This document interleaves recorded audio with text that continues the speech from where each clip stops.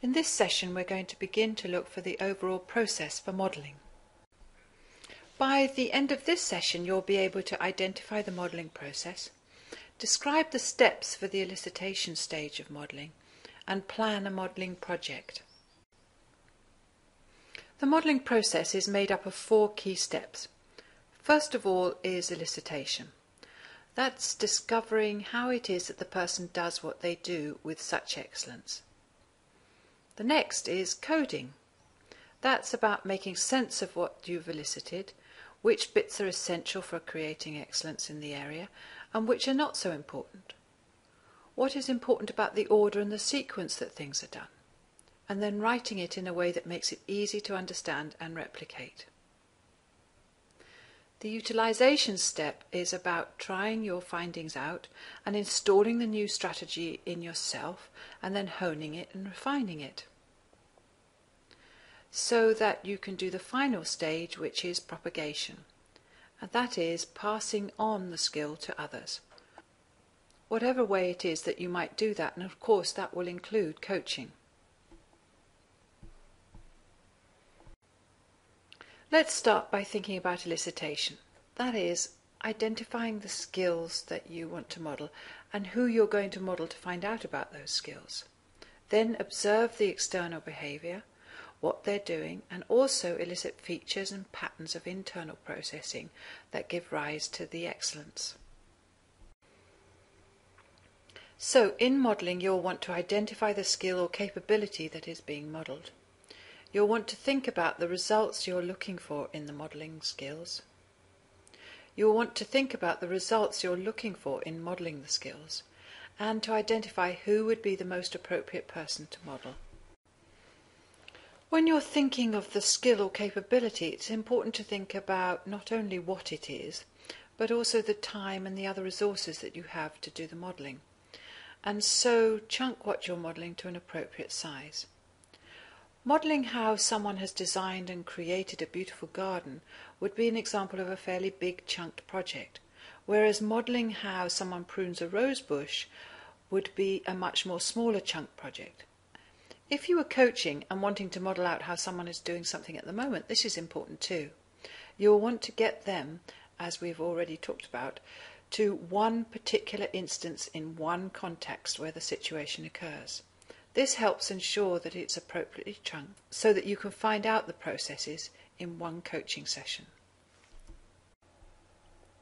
It's important to have an outcome for your modelling. What will you hear, see and feel when you've modelled this particular capability? What will other people hear, see and feel to know you've modelled the capability? What will you hear, see and feel to know that you've successfully taught it to someone else?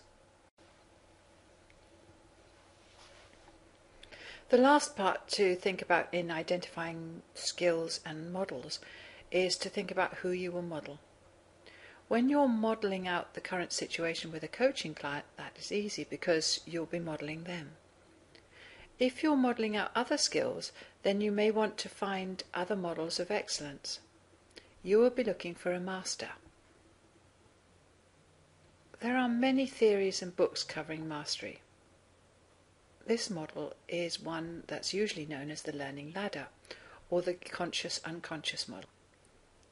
Its origins are vague, and more about its origins can be found on the web page mentioned here. In this model, it starts with unconscious incompetence. That's a stage in which we don't know what we don't know. And then comes conscious incompetence. That's when we discover that we don't know something. And as our knowledge increases, then we have conscious competence, which is the stage when we have knowledge but not much experience. So we are very aware of everything we're doing. Like it was when you first learnt to drive a car. At that point, you're trying very hard to remember everything that you have to do. You're consciously trying to remember which pedal to press, how to steer, which levers to move, etc. And it's all very conscious. And after more experience, we get to the point of unconscious competence. That's when we can perform the skills without having to have so much conscious intervention. So with driving a car, there comes a point where your unconscious mind has learned the skill, and you don't have to have so much conscious awareness. In fact, sometimes when you're driving, you find you've arrived somewhere and are not consciously aware of how you got there. Judith Delosier has extended this model to think about the point at which the combination of high knowledge and high experience results in mastery. So in modelling someone, you'll want to think about their level of mastery.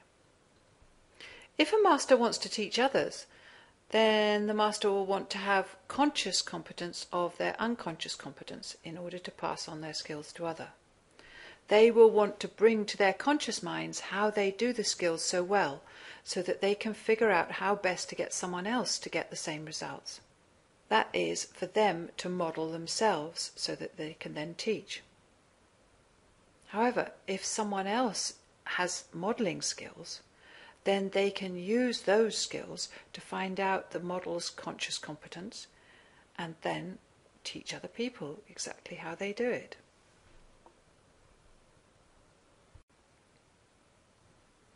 So let's go back to the modelling project that you started to think about earlier. Who is going to be your model, or who are your models? And what is the advantage of having more than one model?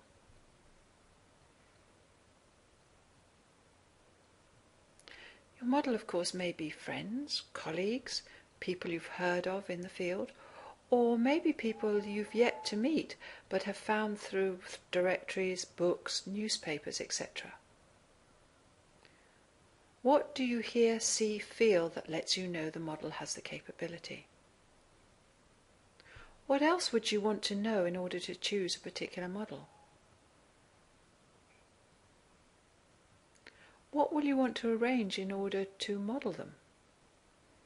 Meetings? Shadowing them? Reading books about them? Watching videos? Etc. If you are arranging meetings, it's useful to have at least two. One to get a big picture overview of how the person does the capability, and the second one to micromodel and ask any questions or fill any gaps from the first meeting. So in thinking about the elicitation process up to now, we've looked at how you'd go about identifying the skills and also about how you would choose the models. And now we'll want to go on to think about how you're going to go about eliciting the external behaviour and the features and the patterns of the person.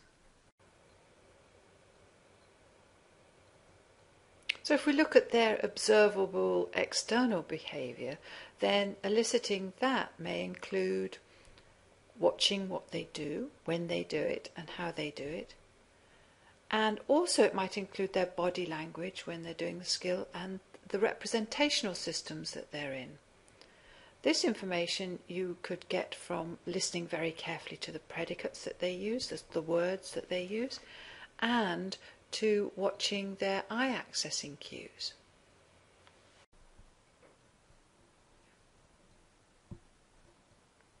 And then eliciting the features and patterns might include looking at their values and beliefs, that is, what's important to them and what they hold to be true.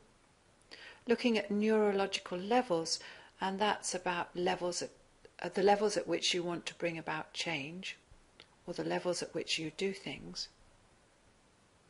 At meta-programs, those are thought to be our most unconscious thinking styles, our most unconscious filters, and knowing what ones of those that our model is using in order to achieve their results. Then there's perceptual positions, that's what position are they looking at things from in order to get the results that they get. And lastly, strategies. These are the programs that we run in order to achieve our results.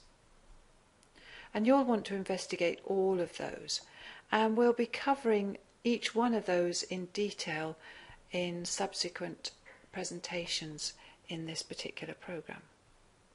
Here is a plan for setting up a modelling project. Please plan your project by writing the answers to these questions.